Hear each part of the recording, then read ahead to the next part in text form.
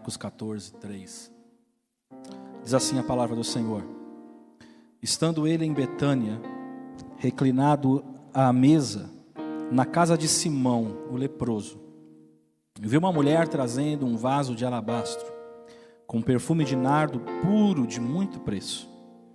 Quebrou o vaso e derramou o bálsamo sobre a cabeça de Jesus. Alguns dos presentes, indignados, diziam uns aos outros: para que se fez esse desperdício de bálsamo?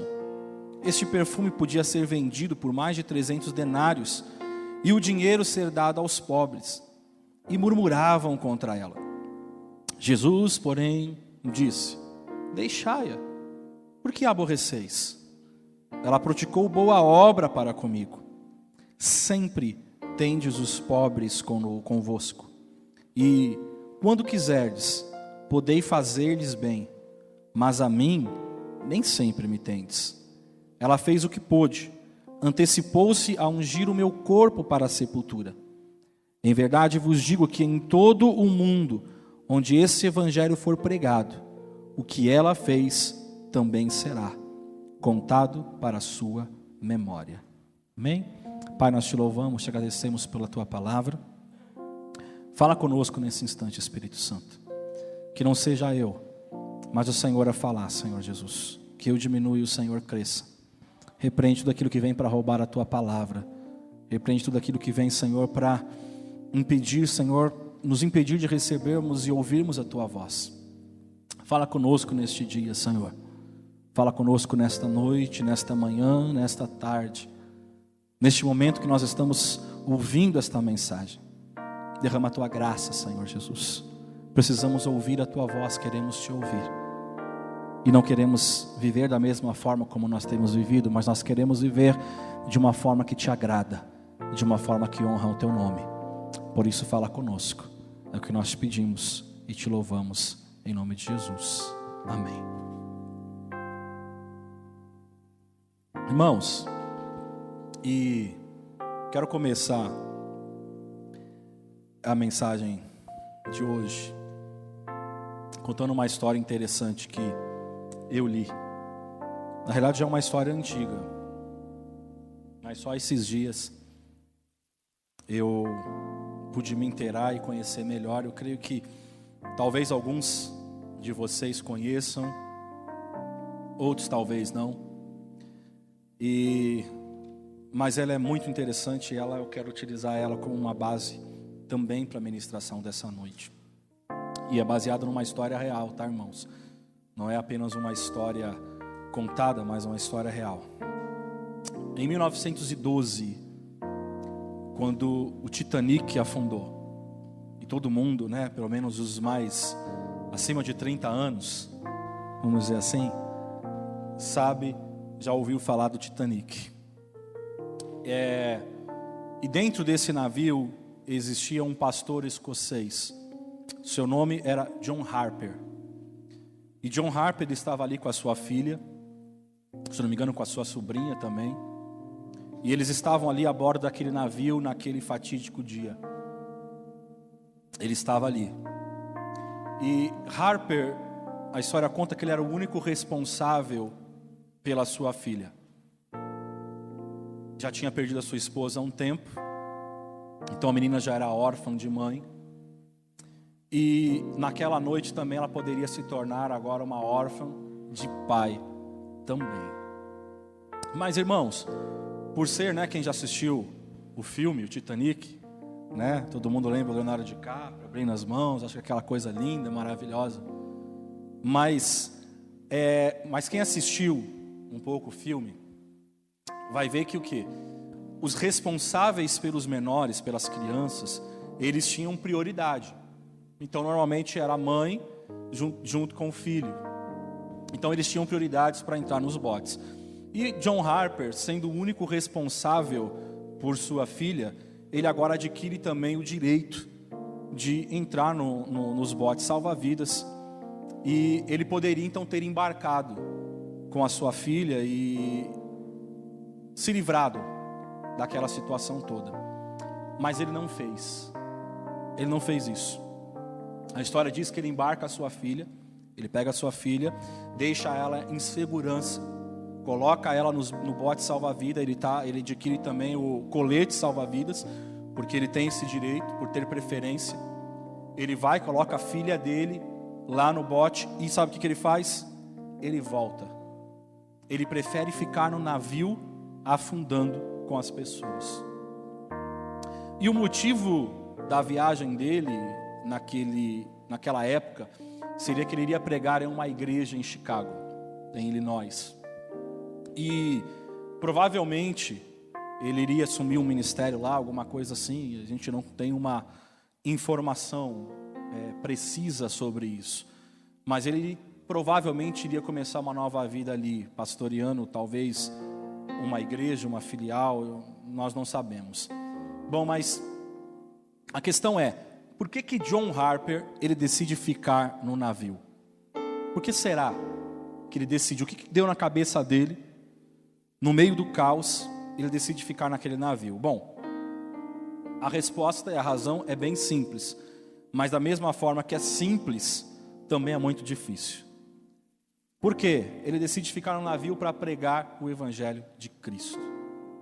Esta foi a razão, e depois, se você quiser pesquisar mais, você vai no Google, digita lá John Harper, Titanic, e você vai entender um pouquinho essa história. Então a razão que ele fica ali é simples, de uma certa forma, porque ele decide pregar o Evangelho de Jesus Cristo.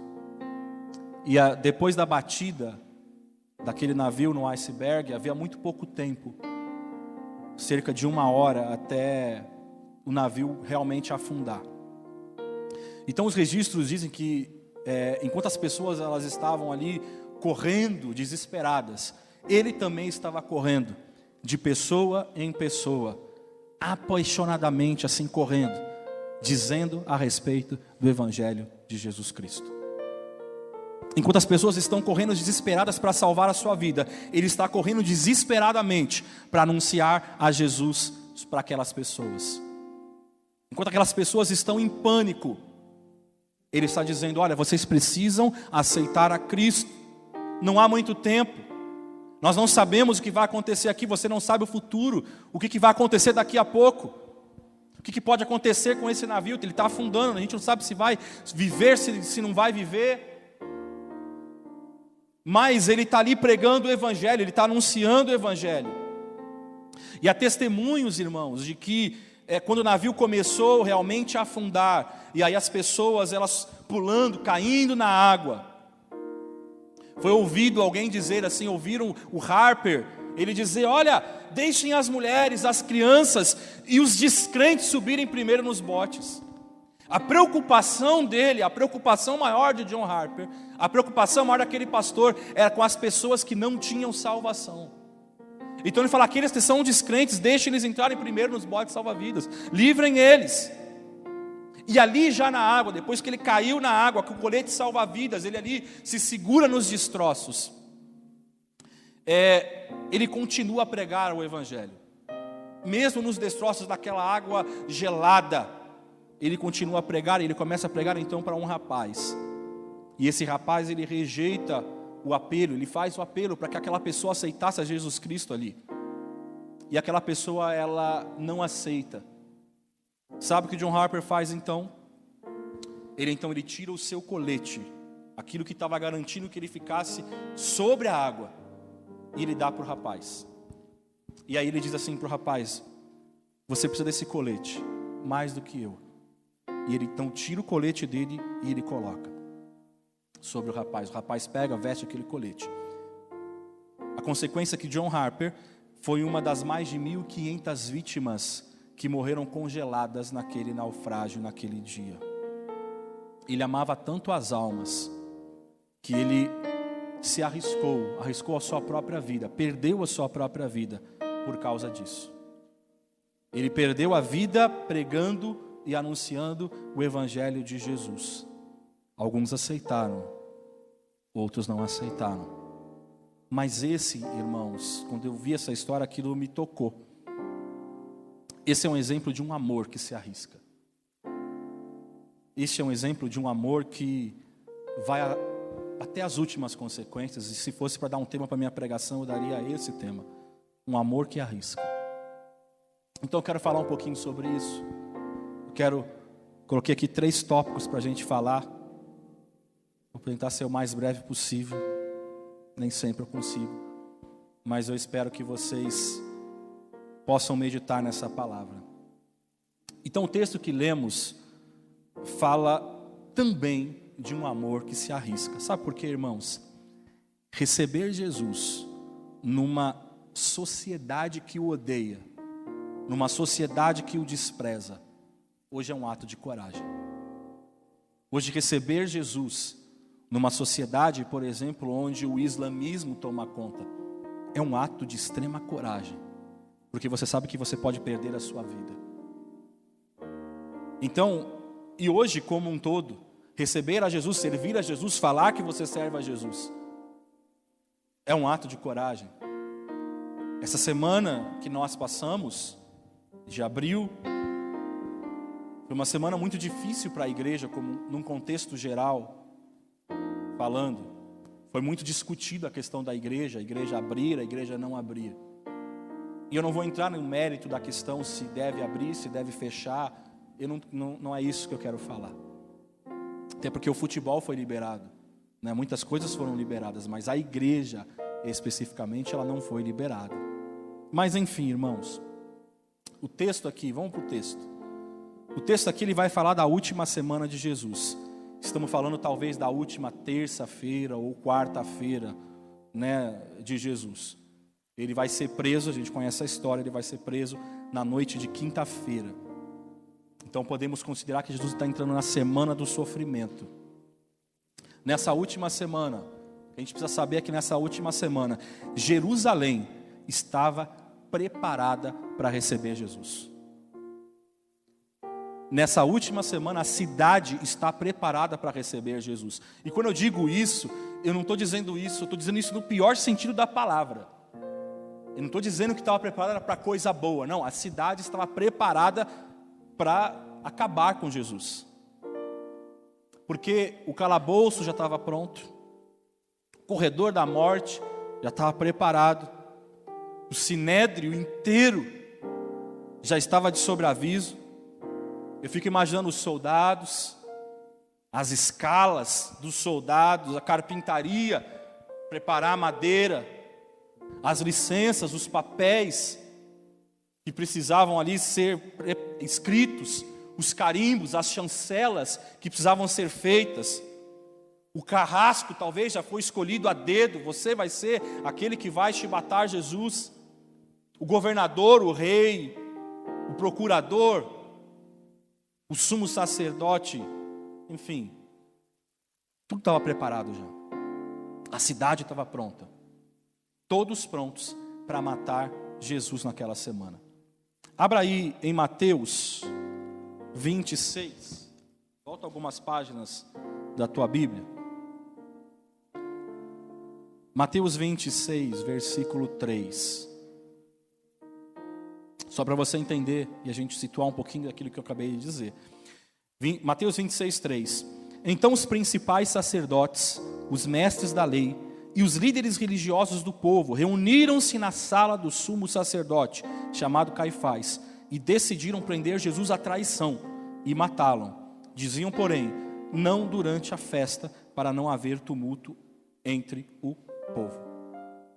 Então, ou seja, Jesus era o nome mais comentado da capital.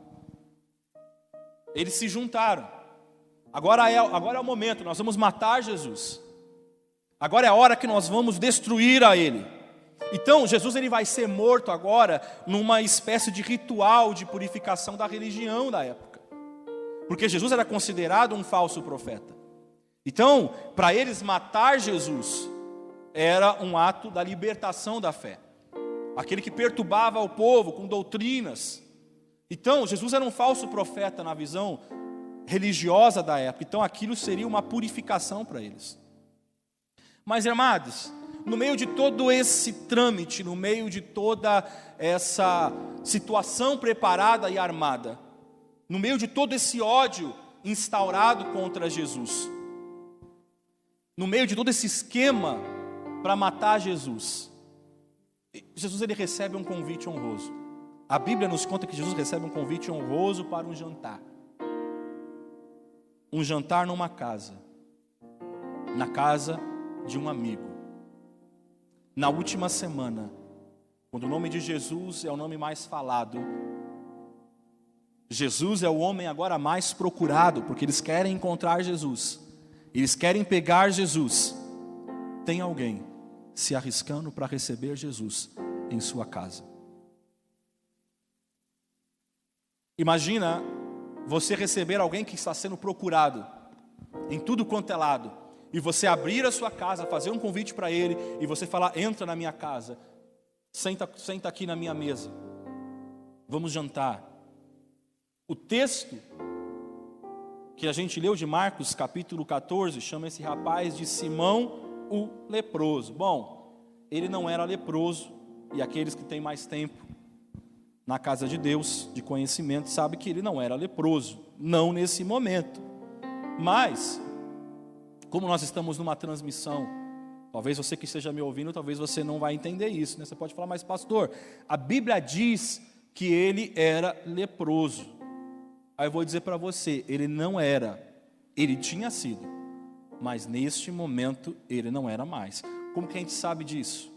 Como que eu vou saber disso, pastor? Bom, ele não está num leprosário, ele não está fora da cidade, ele está dentro de casa, sentado à mesa e oferecendo um jantar. Ora, leproso não oferece jantar, leproso não fica na mesa. Leproso, ele ficava fora da cidade, ele era separado da cidade. Os leprosos não podiam mais morar em casa. E como eu falei, ainda mais oferecer jantares. Agora, o que a Bíblia então diz, fala de Simão o leproso? Eu tenho uma ideia sobre isso, né? Até marquei aqui. Aquele rapaz chamado Simão, ele havia sido leproso antes de conhecer Jesus. E o que aconteceu? O óbvio, ele foi curado por Jesus. Ele se encontrou com Jesus e ele foi curado. E por isso agora ele está sendo grato. Ele está oferecendo um jantar para Jesus. O que sobrou para ele foi o quê? Foi o apelido. Jesus está jantando na casa de Simão. Você fala assim: mas que Simão? Ah, o Simão o leproso.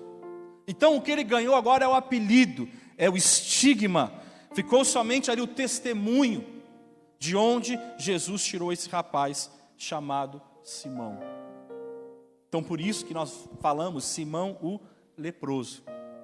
Então tem para mim, eu não sei como Jesus curou esse rapaz, mas eu consigo imaginar como que ele era antes. Isolado, talvez não, com certeza, sujo, fedendo, faminto, sozinho. Agora ele era condenado a ficar fora da cidade, provavelmente morreria ali, não teria mais contato com a família. Tudo isso antes que Jesus chegasse, tudo isso antes que Jesus aparecesse, tudo isso antes que ele conhecesse a Jesus. Aí eu me pergunto, será que ele foi um dos leprosos citado nos evangelhos? Quem sabe um dos 10? Talvez um daqueles dos 10, né, que só apenas um voltou, era samaritano. Mas esse, talvez um dos 9 que não voltaram, mas talvez agora em algum momento ele tenha voltado e ele tenha convidado Jesus. Eu não sei. Talvez um da multidão dos anônimos, que a Bíblia mesmo fala que não teria como citar todos os milagres de Jesus no livro e deixar aquilo registrado. Eu também não sei. Mas eu sei de uma coisa, que na pior semana do ministério de Jesus, aquele Simão, o leproso, convida Jesus para jantar. E isso, irmãos, é se arriscar. Volto a falar, no momento que Jesus era o homem mais perseguido, no momento que Jesus era o nome mais falado, porque nós sabemos que Betânia está a 3 quilômetros, por volta de 3 quilômetros de Jerusalém. Você pode falar, mas está em Betânia, mas é 3 quilômetros, é como sair, né, daqui ali, é pertinho. Não dá nem 30 minutos de caminhada hoje em dia aí, o pessoal, né, todo mundo malhadinho, né, todo mundo fininho. Então você chega rapidinho, 20 minutos você já rodou aí 3 quilômetros fácil. Então, o nome mais falado, mas ele convida Jesus para entrar na sua casa. Um ato simples, irmãos, mas eu imagino que deve ter tido um significado muito grande para Jesus. Imagina você numa semana difícil da tua vida e alguém chama você para conversar, e alguém demonstra um carinho por você, demonstra um amor por você.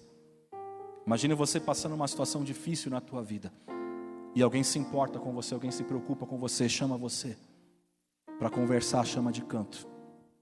E Jesus, ele está sentindo isso. Ele sabe que a hora está se aproximando. Ele já não tem muito tempo mais. Mas nesse momento ele recebe um convite de alguém que chega para ele e fala: Jesus, entra, senta na minha sala, come na minha mesa. E Simão teve essa coragem, porque onde Jesus ia, a multidão ia atrás. Quando ouvia falar que Jesus estava ali, então onde achar Jesus? É fácil. Então não era difícil para os sacerdotes da época, para os religiosos daquela época encontrarem Jesus. Então eles não estavam preocupados com isso. A gente precisa ver um momento para encontrar. Não, encontrar Jesus seria a coisa mais fácil do mundo, porque a multidão ia atrás dele. Mas Simão, ele tem essa coragem, está disposto a correr esse risco para receber Jesus em sua casa. Sabe por quê? Ele não está preocupado se iriam prender, se iriam atacá-lo, porque Jesus era a causa da restauração dele. Jesus era um motivo de ele estar com seus familiares. Jesus era a razão por ele ter uma casa agora novamente. Jesus era a razão por ele ter uma mesa e se sentar a uma mesa. Jesus era um motivo de ele estar vivo. Talvez se não fosse por Jesus, ele nem estaria mais vivo, já teria morrido. Então para ele tem mais do que qualquer motivo, o maior dos motivos, que é adorar a Jesus. Ele sabe que sem Jesus ele não teria nenhuma mesa, ele não teria nada. Então ele não está preocupado em correr riscos, porque a gratidão dele é tão grande que ele não se preocupa mais com as coisas que estão à sua volta. E nós, irmãos, o que a gente teria feito se não fosse por Jesus? Quem seríamos se não fosse por Jesus?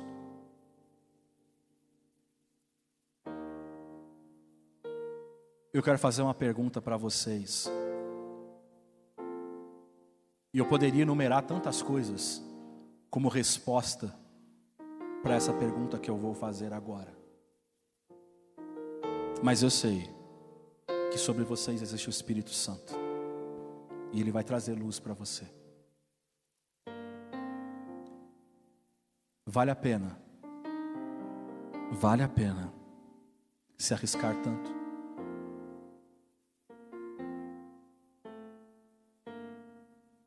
Vale a pena se arriscar tanto por amor? No momento mais difícil, na semana mais difícil de Jesus, Ele está sendo perseguido. Cuidado, se você for visto com Ele.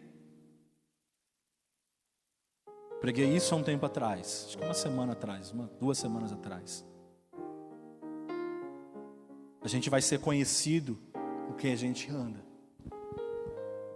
Então ele vai estar ali, vai estar se arriscando. Então minha pergunta para nós nessa noite é: vale a pena se arriscar tanto?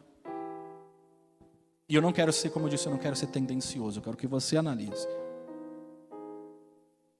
Porque você sabe de onde Jesus te tirou. Você sabe o que Jesus fez por você. Vale a pena se arriscar tanto por amor? Voltando à história de John Harper. 4 anos após a tragédia, só 5 ou 6 pessoas, daqueles que caíram no mar, que não ficaram no bote, sobreviveram. E óbvio, a mídia gosta de usar tragédias, aquilo vai dar ibope. Então eles fazem uma reunião com os sobreviventes. E eles começam a contar experiências e começam a falar da situação, até que entra o assunto John Harper. E um dos que estavam ali levanta a sua mão e ele pede para compartilhar. Como foi o seu contato com o pastor John Harper? E aí ele se levanta e ele começa a contar que ele estava agarrado aos destroços ali na água. Quando o pastor, ele nadou até ele, fazendo o apelo da Bíblia de Atos 16:31.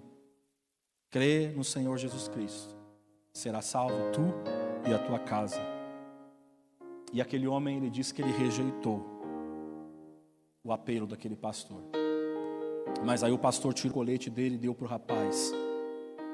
E falou, olha, você precisa mais do que eu. E quando ele pega o colete, óbvio, o cara estava desesperado. Ele quer me dar o colete? Me dá, então tá bom, você é louco, você quer morrer, morre. E eu quero viver. Ele veste o colete para se salvar. E ele conta que ele vê então o pastor afundando e ainda falando de Cristo para ele. Ainda falando do amor de Jesus. E aí ele conclui o seu testemunho dizendo, eu sou o último convertido de John Harper.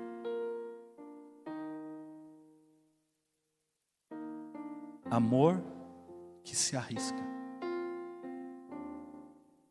É esse amor que a gente deve ter por Jesus, irmãos. É esse amor. Até que ponto a gente se arrisca por Jesus? Até que ponto vai o nosso amor?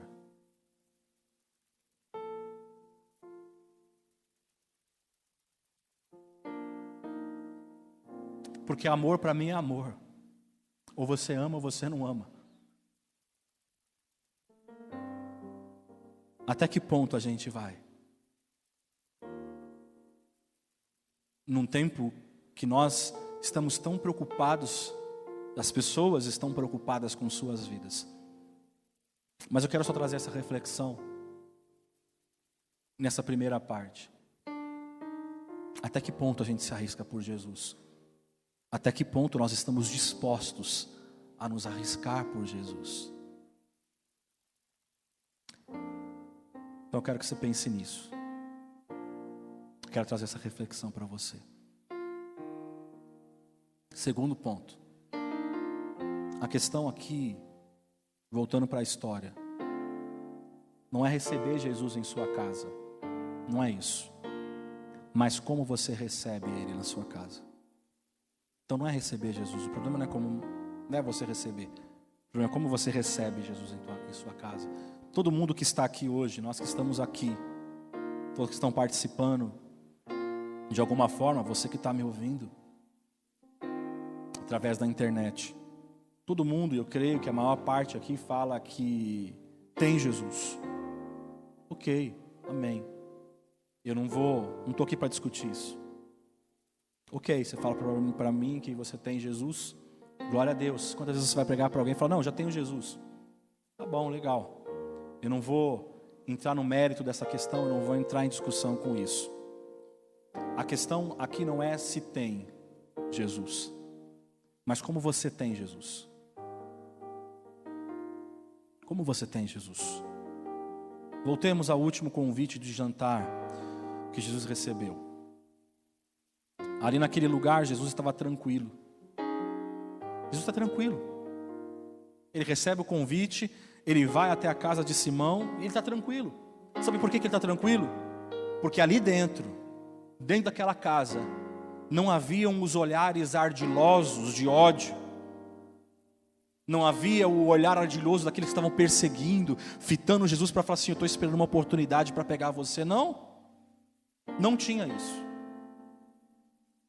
Vamos lá, vamos ver uma outra perspectiva desse jantar. Vamos lá em João 12.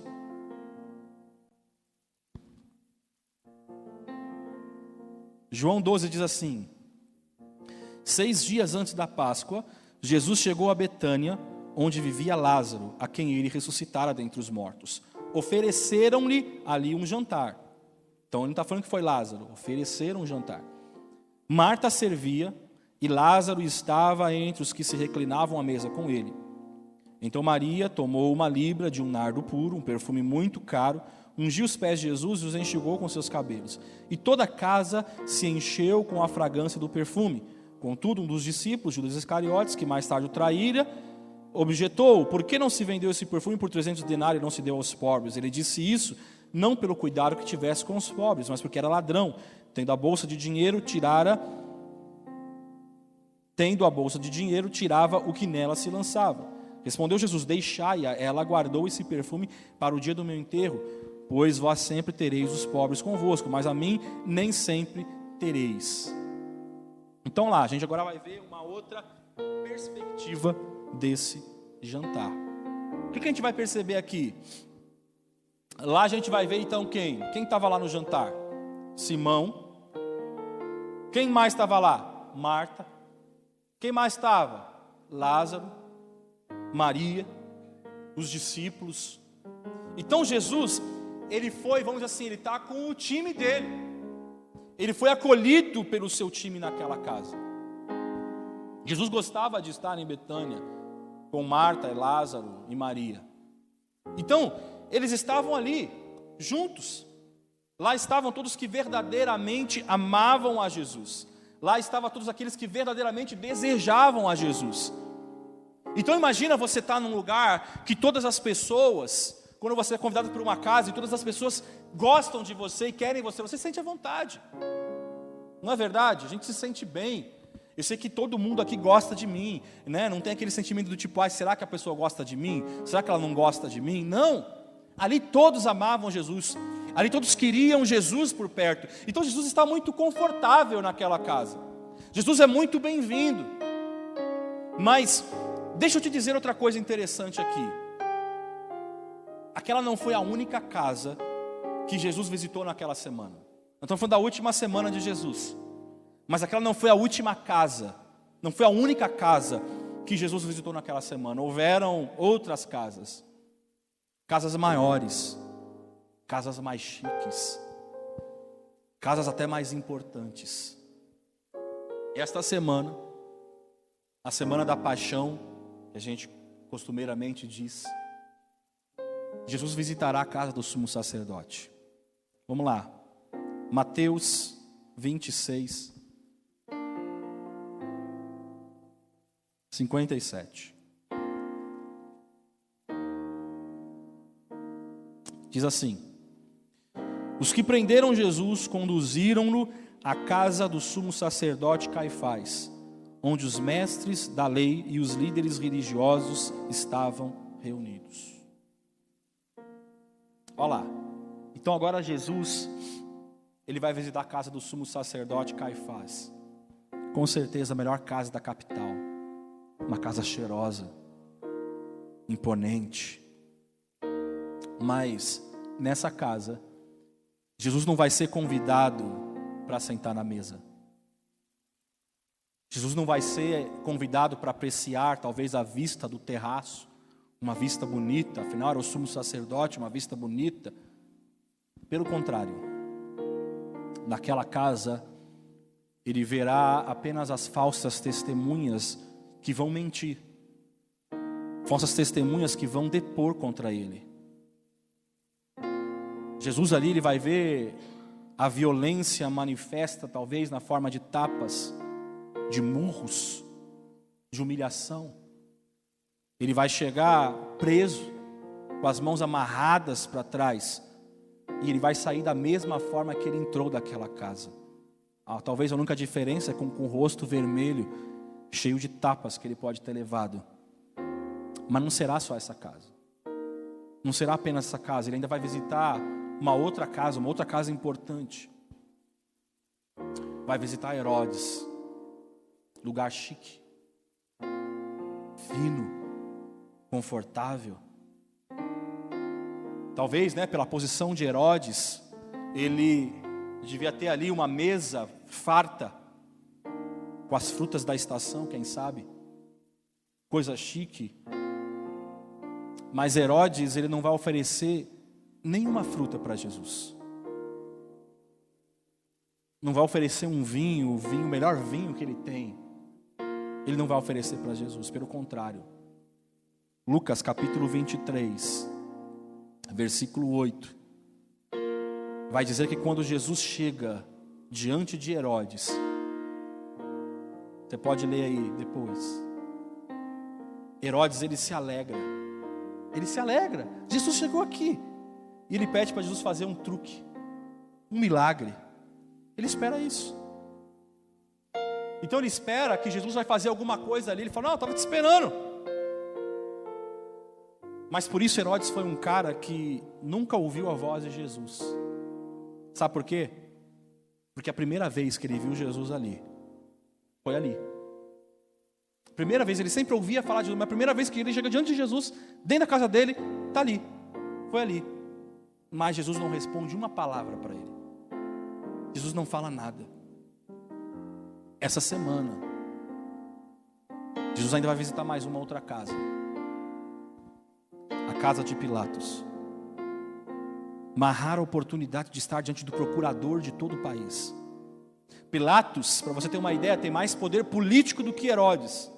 Casa boa, aconchegante, construída no estilo romano, coisa bonita. Mas Jesus ali não será convidado para sentar. Jesus não vai ser convidado para pregar naquela casa. Jesus não vai ser convidado para falar nem aquilo que ele pensa. Ali ele vai estar para dizer o que eles querem que ele diga. Porque a montagem já estava feita. Eles só vão trabalhar para que seja dito aquilo que eles querem. E é assim que Jesus foi tratado nas casas que ele esteve naquela semana. Perceba isso, apenas na casa de Simão ele é bem tratado. Mas todas as outras casas que ele começa a entrar, ele vai ser desprezado. Casas chiques, casas bonitas, pomposas. Isso me faz pensar, irmãos, sobre como que Jesus é tratado na minha casa. Como Jesus é tratado na sua casa. Na sua casa ele tem vez? Na sua casa Jesus tem voz? Você deixa ele falar? Como Jesus é tratado onde você mora? Como você trata ele? Hoje você está aqui assistindo, talvez no conforto do teu lar, essa mensagem, ouvindo essa mensagem. E eu quero perguntar para você como que Jesus é tratado aí dentro. Dentro da tua casa, como ele é tratado? Porque aqui na igreja é uma coisa, a gente louva, adora. E dentro da tua casa? É só louvor que sai da sua boca? Como Jesus se sente aí, dentro do teu território? Porque nós estamos vendo um texto, irmãos, onde Jesus se sente bem na casa de um ex-leproso, mas ele não é tratado da mesma forma em outras casas. Casas chiques, como eu disse,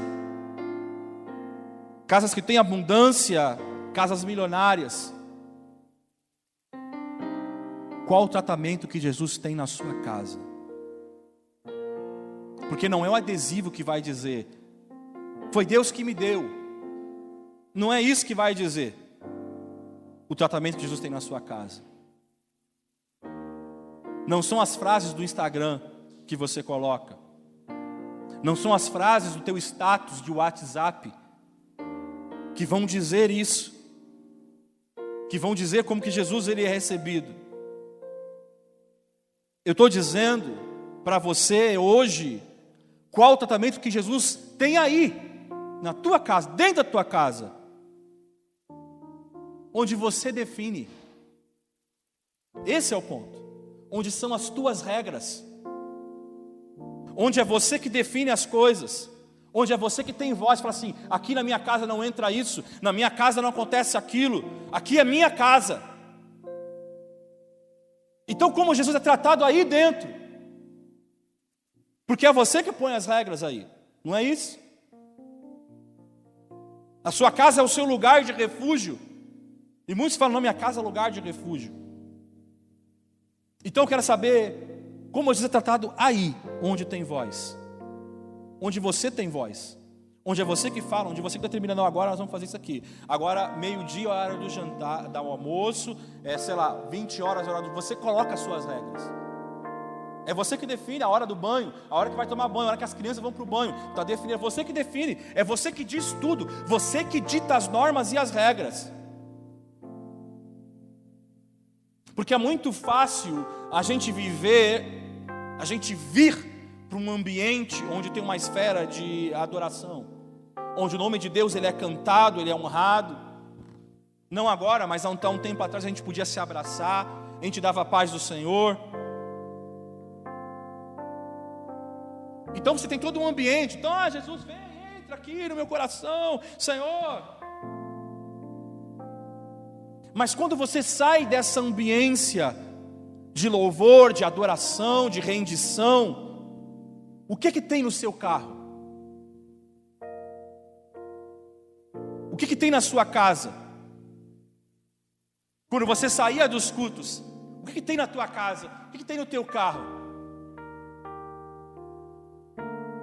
E a palavra de Jesus para mim e para você hoje é a seguinte: eu não quero me despedir de você no amém. Eu não quero me despedir de você no amém do culto. Quando o pastor falou amém, eu quero ir embora para a sua casa. Eu quero entrar na sua casa. Eu quero entrar no seu espaço. Eu quero participar. E Jesus está esperando isso de mim e de você. Aonde a gente tem dado lugar para Jesus? Será que Ele tem espaço? Será que Ele tem lugar realmente na nossa casa? Ou será que não tem? O que Jesus sente quando Ele chega na sua casa? Será que Jesus se sente bem-vindo? Será que Jesus se sente desejado?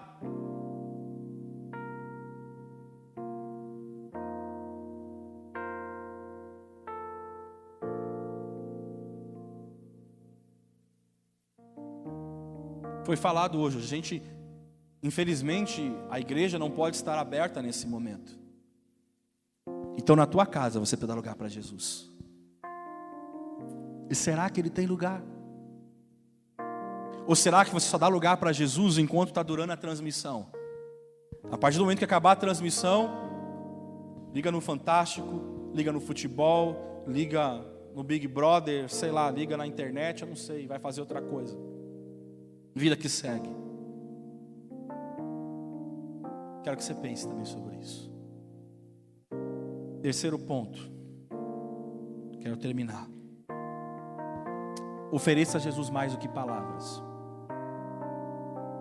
A gente é de uma época, pelo menos eu sou de uma época, onde as pessoas elas entendiam que a adoração ela tinha a ver muito apenas com a música. Então, inclusive no meio do louvor, quando a gente vai tocar, a gente fala assim, não, louvores de adoração. E normalmente quando eu falo louvor de adoração, é aquele louvor mais devagarzinho.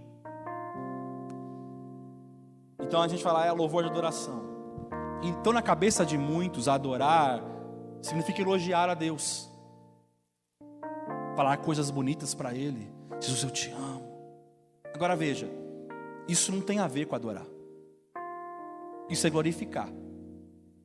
Tem que fazer, não estou falando que não tem que ser feito. Tem que fazer. Como é adorar? E a gente vai remeter àquilo que a gente tem estudado no estudo bíblico, que estamos falando sobre o altar. Vamos lá. Gênesis 22. Abra a tua Bíblia aí.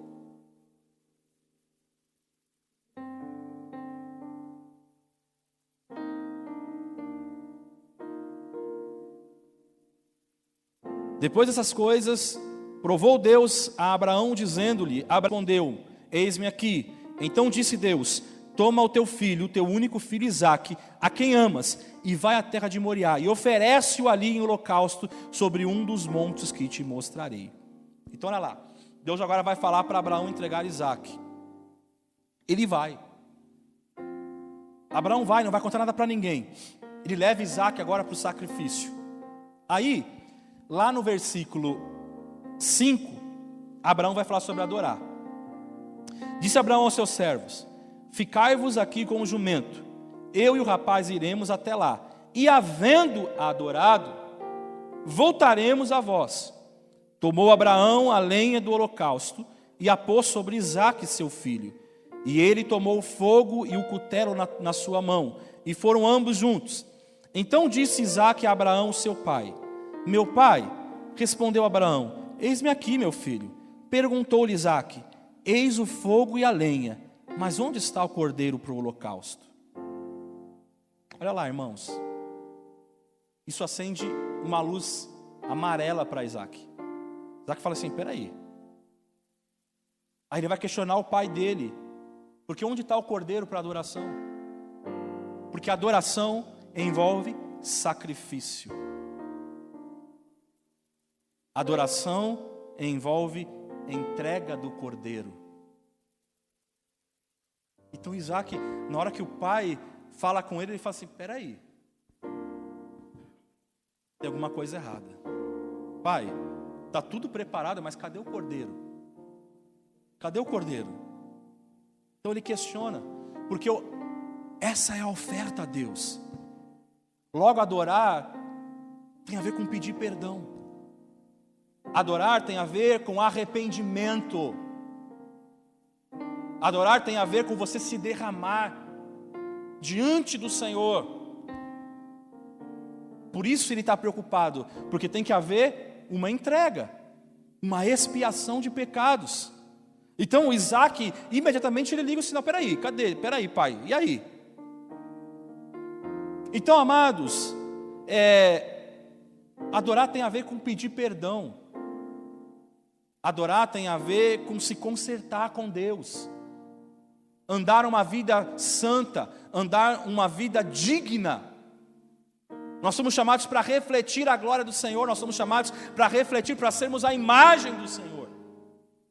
Será que nós somos a imagem do Senhor? Então não precisa de música. Tem irmãos que falam assim: não, é que eu preciso de uma esfera de adoração, pastor, tem que criar esfera de adoração. Você não precisa de música. Você precisa confessar. Você precisa se arrepender. Você precisa confessar os seus pecados. Você precisa se acertar. É isso que Deus está falando. Adorar a Deus é se relacionar com Ele, é ter um relacionamento de perdão, é ter um relacionamento de arrependimento. Isso é adorar a Deus. Eu adoro a Deus com a minha vida, onde tudo se faz novo a partir disso. Ofereça a Ele mais do que palavras.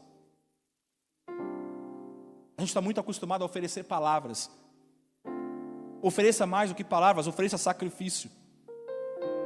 Jesus está sentado, irmãos, na mesa, na última semana, está tranquilão lá na casa de Simão, porque ele está cercado de amigos. Daí algumas horas vão passar, algumas horas vão se seguir à frente, e ele estará morto. Mas ninguém sabe. Ele sabe, mas ninguém sabe. A questão é que naquele momento, Maria, ela resolve ousar na sua adoração. A Bíblia diz que ela pega um vaso de alabastro, que é muito caro. O próprio Judas mesmo reconhece isso. Ele questiona, né? Porque aquele vaso, ele equivalia a praticamente 1 ano de trabalho. Imagina o valor. Mas imagina, Maria, às vezes a gente fala assim: não, porque qual que é a reação de Judas? Ela está sendo impulsiva. Ela não está raciocinando direito, ela está desperdiçando isso. Mas, irmãos, perceba algo: Maria não está fazendo algo impossível. Maria não está agindo com a emoção. Ela não está fazendo uma atitude de momento, que ela pega ali: eu vou derramar em Jesus. Tá, derrama em Jesus. Não. Ela carregou aquele frasco da casa dela. Então a atitude que ela está tomando não foi uma atitude impensada. Foi uma atitude pensada. Ela falou: eu vou fazer isso. Ela vai, pega o frasco da casa dela e vai levar, até chegar lá. Ela carrega aquele vaso. Aquilo não tinha lógica alguma, humanamente falando, e não tem lógica, irmãos. Porque o amor não tem a ver com lógica. O problema é que a gente quer mensurar amor. A gente quer comparar, a gente quer comparar para poder saber o tamanho do amor. Não tem como você mensurar amor. Por isso que eu falei, não tem como você medir amor. Ou você ama ou você não. O amor não dá para você medir. Não tem uma lógica o amor. Aí ela se posiciona estrategicamente. Ela quebra o vaso, derrama sobre a cabeça de Jesus. E eu fico imaginando, se ela pudesse, ela mesma se derramava diante de Jesus. Ela derrama tudo sobre ele. E tudo isso para quê? Para quê? A questão é que se você, querido, entende que você precisa se derramar diante do Senhor, se derrame por completo diante de Jesus. Entrega tudo para Ele. Não importa o que vão falar. O problema é que hoje nós vivemos uma sociedade que a gente se preocupa muito com os outros, aquilo que os outros vão falar. Para de se preocupar com aquilo que os outros vão falar. Eu não estou nem aí com o que os outros vão falar, o que Jesus vai falar de mim. Então deixa os outros falar o que quiser. E às vezes a gente se importa muito. Ai, porque o outro está falando de você. Não sei. Meu irmão, estou nem aí, fala o que quiser. O que me importa é o que Jesus pensa de mim. Não me importa o que os outros pensam de mim. O que importa é o que Jesus pensa de mim. E aquela mulher está agindo assim, não me interessa. O que me interessa é o que Jesus vai pensar de mim. Então Deus está falando para você, para de se preocupar com o que os outros vão pensar de você. Não importa o que vão falar, não importa quanto vai custar. Se derrama diante de Jesus, querido. Porque você precisa entender algo nessa noite. Existe uma adoração que ela vai além do amém. O amém do culto. Existe uma adoração, amados, que ela não termina depois da bênção apostólica. Não termina. Ela continua. Existe uma adoração. Existe um tipo de adoração que é diferente, e é essa adoração que o Senhor quer que a gente entenda hoje. Porque quem recebeu o ato de adoração? Jesus. Jesus é que recebeu o ato de adoração. Mas a diferença agora é que essa adoração Jesus está levando com Ele. Qual é a adoração? Perfume. Jesus está levando o perfume com Ele. Não ficou ali. Aquela adoração não é uma adoração que fica ali. Jesus foi embora, levando aquilo que ela derramou sobre Ele. Eles não sabiam, mas Jesus sabia. E Ele diz, ela estava preparando, ela se adiantou. Preparando o corpo dele. Jesus vai ser preso no outro dia. E depois que Jesus for preso, irmãos, não vai dar mais tempo para preparar o corpo. A gente conhece a história. Não tem como fazer preparação para a sepultura. Vão ter que esperar a sexta, o sábado, só no domingo, que eles vão poder ir lá para preparar. Vão lá com balde preparar o corpo de Jesus. Mas não precisou. Quando chega lá, Jesus já tinha ressuscitado. Logo, aquele bálsamo que foi derramado naquela noite, irmãos, era a preparação. E Jesus está dizendo o seguinte: o que essa mulher está fazendo aqui, eu vou levar comigo. O que ela está fazendo aqui, eu vou levar para onde eu for. Jesus é preso no outro dia. Ele está lá orando no monte. Chegam os oficiais para prender Jesus. Eles vão prender Jesus. Eu acho que eles sentiram aquele cheiro, porque ela derramou aquele. Imagina, ela derramou sobre a cabeça de Jesus, desceu por todo o corpo dele. Eu fico imaginando aquele. Irmãos, quando eles foram prender Jesus, eles sentem aquele cheiro. Em cada lugar que Jesus chegou, eu imagino, aquela essência chegou junto com ele. Aquela essência foi com ele. Jesus é condenado à cruz. Os soldados repartem a roupa de Jesus. E eu fico imaginando que naquela roupa tinha um perfume de Jesus.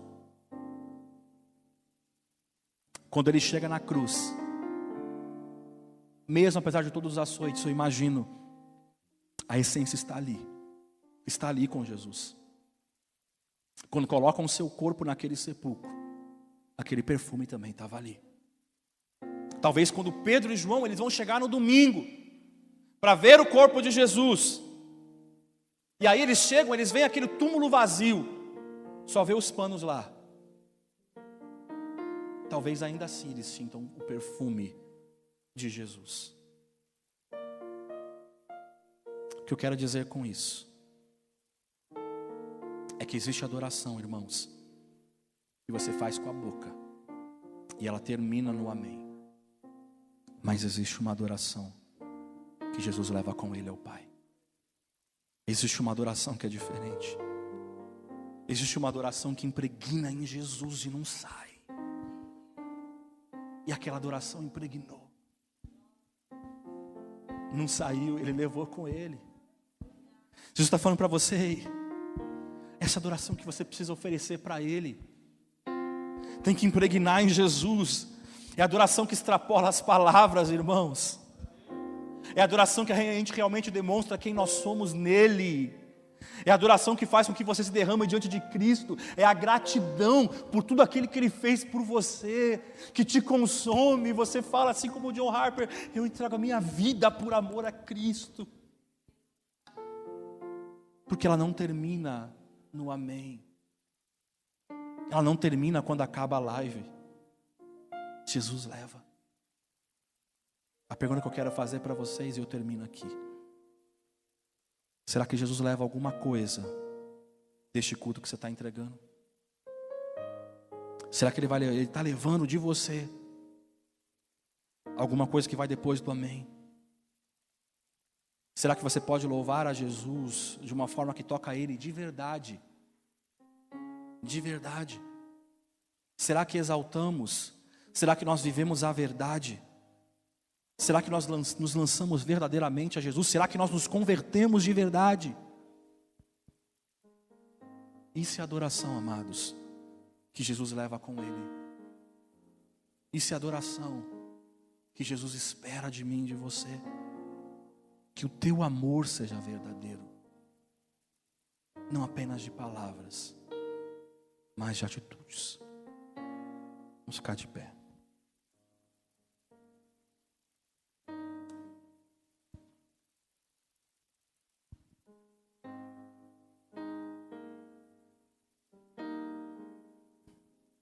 Um amor que arrisca.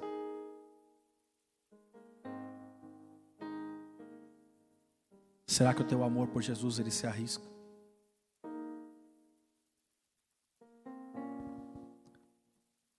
Como você tem recebido Jesus na sua casa? Aonde você manda, aonde você decide? Será que você tem feito a tua casa um lugar de adoração ao Senhor? Será? Será que a gente oferece a Jesus mais do que palavras? Porque é fácil a gente levantar a mão agora e falar: eu te adoro, Jesus, eu te louvo pelo aquilo que tu és, Senhor. Mas e a nossa vida? Aquela mulher não se importou. Porque a adoração fala de sacrifício.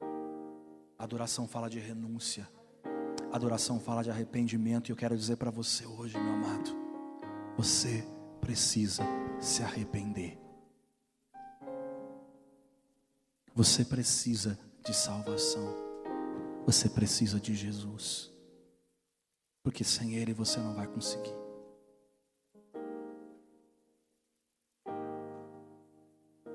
Eu poderia falar para você que Jesus vai fazer isso, vai fazer aquilo. Eu quero dizer para você, antes de qualquer coisa, você precisa se arrepender. Você precisa entregar. Porque essa é a mensagem do Evangelho. Por isso eu quero que você reflita hoje. Como eu disse, eu poderia ser tendencioso a dizer tantas coisas. Mas eu sei que o Espírito Santo é aquele que convence o homem e a mulher do pecado. E Ele pode abrir o teu entendimento agora, se você realmente permitir que Ele entre.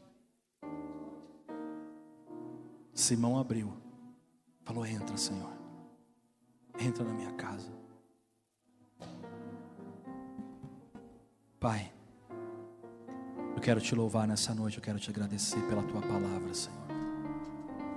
Eu quero te dar honra, glória, louvor e adoração, porque o Senhor é digno. Senhor, que nós possamos aprender com esta palavra, Senhor. Pessoas que não se importaram com suas vidas, mas pessoas que entregaram tudo na Tua presença. Pessoas que entenderam o Teu sacrifício, Jesus. Nos ajuda a entender, Senhor. Nos ajuda, Senhor, nos ensina a amar como o Senhor amou, Senhor. Nos ensina, Senhor, a enxergar, Senhor, além do nosso próprio eu, Pai. Do nosso próprio egoísmo, Espírito Santo. Senhor, nessa noite, Jesus, nós oferecemos o nosso lar. Entra, Senhor. Toma conta de tudo, Senhor, aonde eu decido. Eu não quero mais decidir, mas eu quero que o Senhor decida todas as coisas. Tu és bem-vindo, Senhor Jesus. Eu quero apenas partilhar da Tua presença. Nós queremos apenas partilhar, desfrutar da Tua presença dentro da nossa casa, Senhor Jesus. Por isso, Senhor, nós queremos nos desfazer daquilo que nós somos, quem nós somos. Nós nada somos diante de Ti, Senhor Jesus. Mas nós procuramos por Ti nessa noite. Nós procuramos por Ti nesse dia, nós procuramos por Ti nesse momento. Esse meu irmão, essa minha irmã procura por Ti hoje, Senhor. Pai, e se oferece, Senhor, em holocausto a Ti, se entrega a Ti, Senhor, nesse momento, porque entende que a adoração envolve sacrifício, envolve altar, envolve renúncia, Senhor, envolve arrependimento, Senhor. E aquela mulher estava arrependida, por isso, Senhor, tudo aquilo que ela tinha, ela entregou a Ti. Senhor, que a nossa adoração ela não termine no amém, mas que a nossa adoração, Senhor, ela siga todos os dias da nossa vida. Por isso nessa noite, Pai, derrama a Tua graça, alcança esse meu irmão, essa minha irmã, de uma forma sobrenatural. Abra o entendimento, Espírito Santo.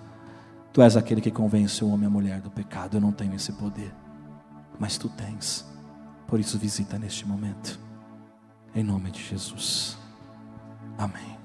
Amém.